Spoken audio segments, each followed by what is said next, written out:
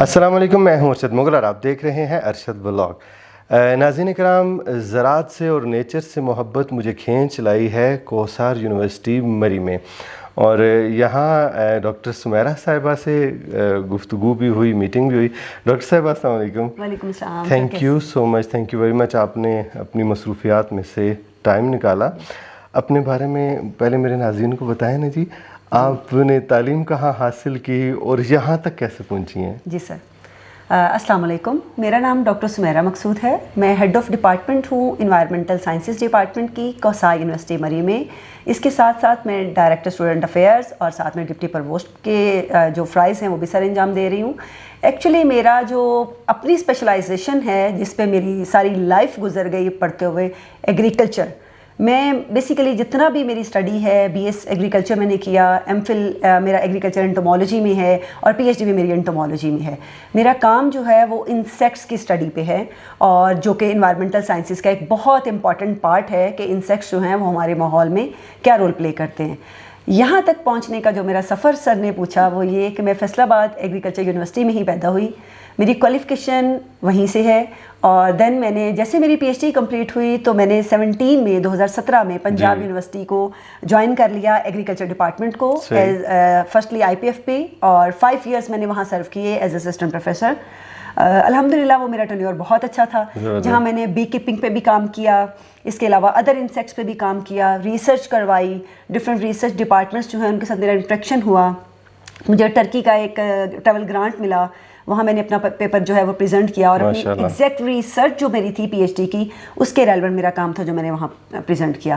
تو میرا جرنی جو ہے وہ میرا پنجاب یونیورسٹی سے شروع ہوا ہے، جو میرا جاب کے حوالے سے تھا، اور الحمدللہ آج میں اسٹیج پہ ہوں، اور 5 ایئرس وہاں سرو کرنے کے بعد پنجاب یونیورسٹی میں، پھر میں یہاں کوثر یونیورسٹی میں 2022 میں as a first faculty member, میں اس یونیورسٹی کی ریگولر فیکلٹی میں سب سے پہلی فیکلٹی ممبر ہوں جس نے یہاں پہ جوائن کیا، اور الحمدللہ 5 ایئرس ہو جائیں گے مارچ میں، مجھے 5 سال کا پتہ بھی نہیں چلا۔ تو الحمدللہ یہ میرا ایک چھوٹا سا جرنی تھا جو میں نے طے کیا، لیکن اس میں میری بہت ساری الحمدللہ اچیومنٹس ہیں۔ میرے اللہ تعالیٰ نے مجھے بہت ساری چیزوں سے نوازا۔ لاسٹ ایئر مجھے ایک برٹش کونسل اور ایچ ای سی کی طرف سے اسٹیم فیکلٹی ڈیولپمنٹ ٹریننگ پہ میں گئی تھی یو کے، اور وہاں پہ میں نے ٹریننگ لی۔ پھر اس سال جو ہے نا وہ مجھے سوئٹزرلینڈ کی کانفرنس میں as a only one Pakistani میں نے پریزنٹ کیا اپنی ریسرچ کو، اور اس میں نے ہنی بیز پہ اپنے کام کو پریزنٹ کیا۔ تو یہ میرے لیے اور میری یونیورسٹی کے لیے بڑے آنر کی بات تھی کہ وہاں پہ بار بار اناؤنس ہوتا تھا کہ اونلی ون جو ہے ہمارا ریسرچر اور پریزنٹر جو تھا، اونلی ون تھی، وہ میں تھی۔ تو یہ میرے لیے بڑے آنر کی بات تھی، اور ناؤ الحمدللہ اللہ کا کروڑوں بار شکر ہے کہ مجھے ایک پاکستان سائنس فاؤنڈیشن نے کوثر یونیورسٹی کو پہلا جو پروجیکٹ دیا ہے اس کو ایز اے پی آئی میں نے ون کیا ہے۔ تو یہ میرے لیے ماشاءاللہ جی، بہت مبارک ہے جی۔ 5 پبلیکیشنز ہیں، thank you so much sir, thank you so much. اللہ کا شکر ہے، اللہ تعالیٰ نے ہمیشہ مجھے ہر منزل میں جو ہے وہ پار لگایا ہے، کامیاب کیا ہے۔ زبردست، ماشاءاللہ جی۔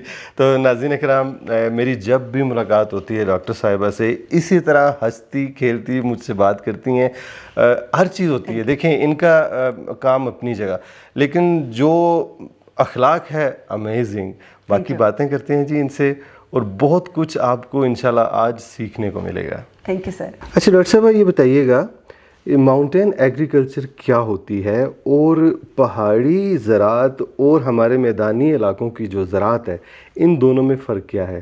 بالکل صحیح، بہت اچھا سوال ہے، کیونکہ جب سے پہلے میں نے ورک کیا ہے پلین ایگریکلچر پہ، پلین ایریاز میں، اور اب ہے ہم بہت ساری اویئرنیس بھی دے رہے ہیں، سیمینارز ٹریننگز بھی کرا رہے ہیں جس میں ہم ماؤنٹین ایگریکلچر پہ بات کرتے ہیں۔ تو میرے خیال میں جو ماؤنٹین ایگریکلچر ہے ایکچولی وہ والی زراعت ہے جو پہاڑی ماحول اور اس کے قدرتی حالات کے مطابق جو ہے نا کی جاتی ہے، جس میں اس کی بلندی، اس کی ڈھلوان، موسم کیسا ہے، پانی کی دستیابی کیسی ہے، یہاں کی مٹی کی خصوصیات کیا ہیں، سوائل کی پراپرٹیز آپ کو پتہ ہونی چاہیے۔ اس کے علاوہ اور بہت سارے ایسے ایلیمنٹس ہیں جو کہ مائکرو کلائمیٹ جو ہے نا وہ بہت اثر کرتا ہے اس پہ، اگر ہم ماؤنٹین ایگریکلچر کی بات کرتے ہیں۔ لیکن جو میدانی علاقوں کے مقابلے میں اگر دیکھتے ہیں تو پہاڑی علاقوں میں کیا ہو جاتا ہے کہ کسانوں کے پاس نا بہت تھوڑی جگہ ہوتی ہے، ایکچولی جگہ تھوڑی ہے، پھر بکھری زمین ہوتی ہے، تھوڑی سی وہاں پہ تھوڑی سی وہاں پہ۔ اس کے علاوہ ان کا راستہ بڑا دشوار گزار ہوتا ہے، پھر مٹی کا کٹاؤ ہو جاتا ہے، پانی کی कमी होती है, ये सब एलिमेंट्स हैं। सबसे इम्पॉर्टेंट होता है कि इनके पास महदूद मशीनरी होती है, जो कि छोटी छोटी हम मशीनरी यूज़ करते हैं यहाँ पे। तो पहाड़ी इलाकों में ये बहुत सारी ऐसी चीज़ें हैं कि जिसकी वजह से इनको मुश्किलात का सामना होता है माउंटेन एग्रीकल्चर में। इसके साथ साथ अगर हम देखते हैं अपनी प्लेन मैदानी इलाकों की एग्रीकल्चर को, तो उनके पास बहुत ज़्यादा वसाइल होते हैं। ठीक, इसके साथ साथ जो है उनके जो माउंटेन एग्रीकल्चर के पास ऐसा कुछ नहीं है कि यहाँ पे जो मुकामी माहौल है इसका और जो कुदरती वसाइल हैं वो हमंग हैं।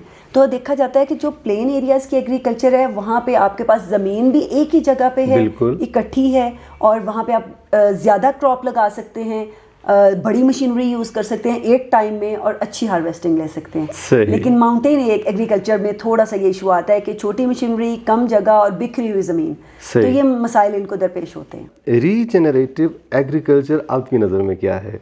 Very good. रीजेनरेटिव एग्रीकल्चर जो है बहुत बड़ी डिमांड है, वक्त की ज़रूरत है। सही। रीजेनरेटिव एग्रीकल्चर बेसिकली क्या है कि ज़राअत को बरकरार रखने का नाम नहीं है, बल्कि ये ज़मीन और पूरे जो माहौलियाती निज़ाम की सेहत को दोबारा से बहाल करने का फैसला है कि हमें ये वो अमल है जिसमें हम दोबारा से उसकी सेहत को बरकरार रखते हैं।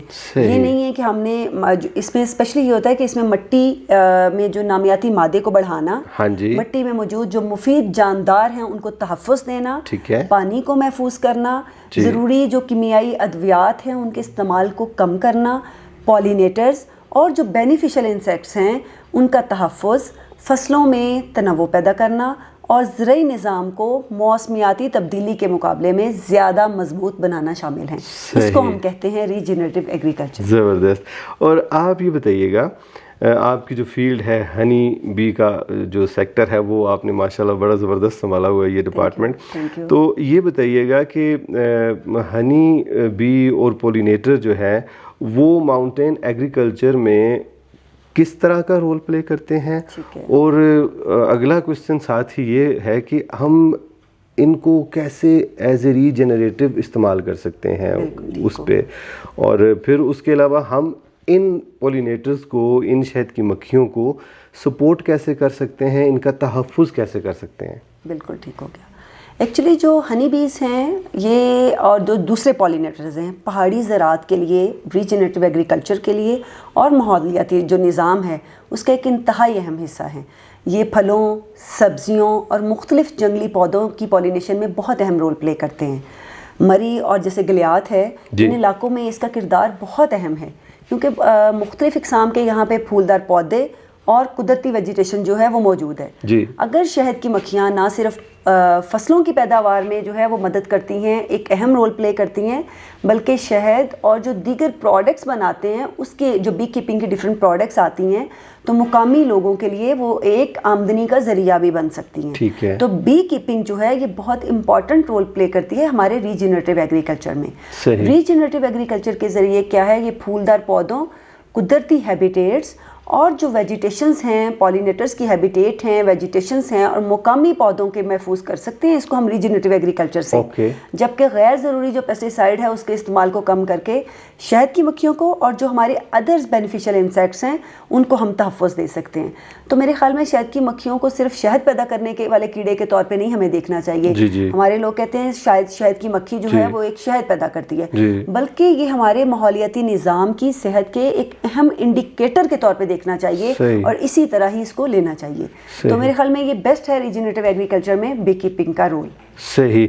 तो आप हमारे जो पहाड़ी इलाके हैं, अभी मरी की बात कर लेते हैं, नथिया गली और ये साथ कोटली सतियाँ, आप क्या समझती हैं कि यहाँ की जो सॉइल है और बायोडाइवर्सिटी है और पेस्ट मैनेजमेंट है, इसको हम कैसे कंट्रोल कर सकते हैं इन पहाड़ी इलाकों में? जी एग्जैक्टली। सबसे पहले अगर हम बात करते हैं ना सॉइल हेल्थ के हवाले से, तो सॉइल हेल्थ के लिए mulching, organic matter, vermi composting اور کور کراپس کا استعمال بڑھانا چاہیے. All right. موسٹلی ہم کیا کرتے ہیں, کوئی ایک کراپ لگا دیتے ہیں, زمین خالی رہ جاتی ہے. میرا یہاں پہ جو ہم نے ورکنگ کی اور ہماری ریسرچ میں ہم نے یہ دیکھا کہ آپ کو کور کراپس کی بہت ضرورت ہے. خالی زمین کو نہ چھوڑا جائے, اس میں کچھ ایسی کراپس لیگیومس وغیرہ لگا دی جائیں جو کہ سوائل کو کور کر لیں, جس سے آپ بہت ساری ایسی چیزیں سے بچ سکتے ہیں جو کہ اس کو نقصان دیتی ہیں. پہاڑی ڈھلوان میں جو بیسٹ چیزیں ہوتی ہیں وہ کیا ہوتے ہیں کہ ویجیٹیشنس جو ہے وہ ایسی لگائیں, ٹیرسنگ بنا دیں آپ, تو اس سے فائدہ ہو سکتا ہے. پھر کانٹر فارمنگ کر سکتے ہیں. ایگرو فارسٹری جو ہے نا, یہ مٹی کے کٹاؤ کو کم کرنے میں اور پانی کو محفوظ کرنے میں مدد دیتے ہیں. اس کے علاوہ اگر ہم بات کرتے ہیں بایو ڈائیورسٹی کے حوالے سے, تو بایو ڈائیورسٹی کے لیے ہمیں جو ہے جو یہاں کے پودے ہیں, یہاں کے پھول ہیں, یہاں کے پلانٹس ہیں, ان کو اور جو پولینیٹرز کی ہیبیٹیٹ ہے ان کو محفوظ کرنا چاہیے تاکہ بایو ڈائیورسٹی جو ہے یہ مینیج کی جا سکے. اس کے علاوہ آپ نے بات کی ہے پیسٹ مینجمنٹ کے حوالے سے, تو پیسٹ مینجمنٹ کیونکہ میرا اپنا ڈپارٹمنٹ انٹومولوجی, ایک بہت اسپیسیفک ورڈ آ جاتا ہے پیسٹ کا, تو پیسٹ مینجمنٹ کے حوالے سے میں آئی پی ایم کو زیادہ مؤثر اور جو ماحول دوست طریقہ ہوتا ہے یہ سمجھتی ہوں کہ یہ ماحول دوست طریقہ ہے. اس میں کلچرل پریکٹسز آ جاتی ہیں, بایولوجیکل پریکٹسز آ جاتی ہیں, پیسٹ کی مانیٹرنگ آ جاتی ہے, اور بینیفیشل انسیکٹس کا تحفظ شامل ہے. جبکہ پیسٹیسائڈ کا استعمال صرف ضرورت کے مطابق بہت کم کرنا چاہیے. ہماری کوشش ہونی چاہیے کوئی ہم بایو کنٹرول چیزیں یوز کریں تاکہ ہم پیسٹیسائڈ سے بچا سکیں اور ہم پیور آرگینک چیزوں پہ کام کر سکیں. تو میرے خیال میں یہ سب سے اہم یہ ہے کہ مقامی جو ہمارے یہاں کے کسان ہیں, یہاں کی کمیونٹی ہے, ان کو اویئرنیس, ان کو سیمینارز, ان کو ٹریننگز کرانی چاہیے تاکہ وہ بھی اس سے فائدہ لے سکیں. صحیح. تو ڈاکٹر صاحبہ ماشاء اللہ اتنا وقت ہو گیا آپ کو, 5 سال ہو گئے یہاں کام کرتے ہوئے, کوئی ایسی ایگزامپل میرے ناظرین کو آپ بتا دیں جو آپ نے 5 سالوں میں ریجنریٹیو کی اپروچ کو سامنے رکھتے ہوئے آپ کی نظر سے گزری, یا جو پریکٹس آپ نے کی. میرے خیال میں سب سے زیادہ یہ ہے کہ بی کیپنگ جو ہے, بایو ڈائیورسٹی کنزرویشن جو ہے, یہ مقامی لوگوں کی روزی روٹی کے درمیان ایک مضبوط تعلق پیدا کر سکتی ہے. اسپیشلی جو یہاں کے لوکل لوگ ہیں ان کو اگر صحت مند شہد کی مکھیوں, پھلدار پودوں اور قدرتی ویجیٹیشن کی معاشی اہمیت کا احساس ہو جائے تو میرے خیال میں قدرتی وسائل کے تحفظ میں زیادہ دلچسپی لے سکتے ہیں یہ لوگ. تو بی کیپنگ میرے خیال میں گلیات کے لیے, کیونکہ یہ پولینیٹر ہے اور سب سے امپورٹنٹ پولینیٹر ہے جو آپ کی فوڈ کو بڑھاتے ہیں, آپ کی ییلڈ کو بڑھاتے ہیں, آپ کی کوالٹی کو اچھا کرتے ہیں. تو میرے خیال میں بی کیپنگ جو ہے نا, اگر اس کو بھی پکڑا جائے تو لوکل کمیونٹی جو ہے شہد کی پیداوار کے ساتھ ساتھ اور بہت ساری پروڈکٹس بنا سکتے ہیں. فار ایگزامپل بی ویکس کی کینڈلز بنتی ہیں, وہ مارکیٹ کر سکتے ہیں. ایک ٹورسٹ کا ہب ہے مری. اس کے علاوہ ڈفرینٹ جو ہے ان کی اسکن بام, لپ موئسچرائزر, ماسکیٹو ریپیلنٹ, یہ چیزیں بنا سکتے ہیں. تو یہ ڈفرینٹ پروڈکٹس ہیں جو یہ سیل آؤٹ کر سکتے ہیں اور ان کی مقامی جو لوکل ان کی انکم ہے اس میں اضافہ ہو سکتا ہے.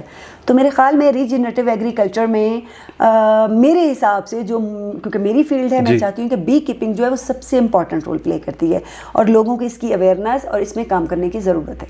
اچھا ڈاکٹر صاحبہ, آپ فرسٹ ٹائم آئیں جب مری, 5 سال پیچھے چلے جاتے ہیں, تو اس وقت مری کی کلائمیٹ کیسی تھی اور آج کل کیسی ہے؟ بہت زبردست سوال کیا سر.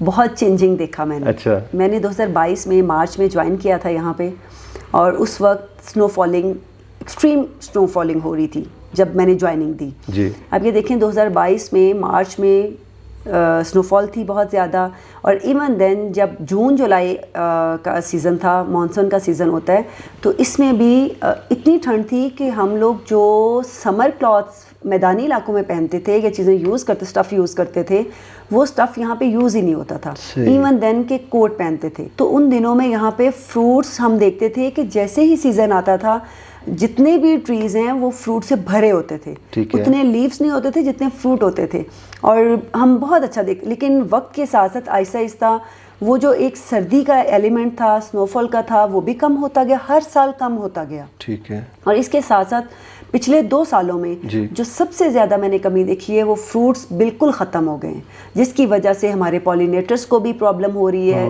ظاہری بات ہے پولینیشن نہیں ہوگی تو فروٹس نہیں ہوں گے. اتنا زیادہ افیکٹ ہوا ہے کلائمیٹ چینج کا کہ دیکھنے میں زیرو ہو گئی ہے فروٹنگ. تو میرا یہی ایک ریکویسٹ بھی آپ لوگوں سے ہے کہ آپ بہت اچھا کام کر رہے ہیں ریجنریٹیو ایگریکلچر پہ. اگر ہم ریجنریٹیو ایگریکلچر پہ کام کرتے ہیں تو یہ بینیفیشیل ہوگا کہ ہم اپنے ماحول کو دوبارہ سے اسی پیٹرن پہ لا سکیں جہاں پہ اچھی فروٹنگ لے سکیں, اپنے ایگریکلچر کو بہتر بنا سکیں, اور جو کلائمیٹ چینج ہو رہا ہے اس کو ہم سیٹل کر سکیں, واپس اس بہتری کی طرف جا سکیں جو کہ ہمارے فروٹس کے لیے اور ہمارے لیے ایز اے ہیومن بینگ ہمارے لیے بہت بینیفیشیل ہو. تو میرے خیال میں ریجنریٹیو ایگریکلچر کے تھرو ہی ہم اپنے فروٹس کو دوبارہ سے بحالی لا سکتے ہیں اور اس پہ کام کر سکتے ہیں. تو جو ڈفرنس میں نے دیکھا مطلب 2 سالوں میں کہ بالکل زیرو ہو گیا جو 100% تھا فروٹ سے, تو یہ بہت بڑا ایک ڈاؤن فال ہے یہ بہت زیادہ, اور یہ الارمنگ سچویشن ہے ہمارے لیے, کیونکہ ہم ہے نا ہماری وجہ سے ہم ایسے کیا اقدامات کر رہے ہیں, کون سی ایسی ہمیں کاوشیں کرنی چاہیے کہ جس کی وجہ سے ہم اس کو دوبارہ سے بحال کر سکیں.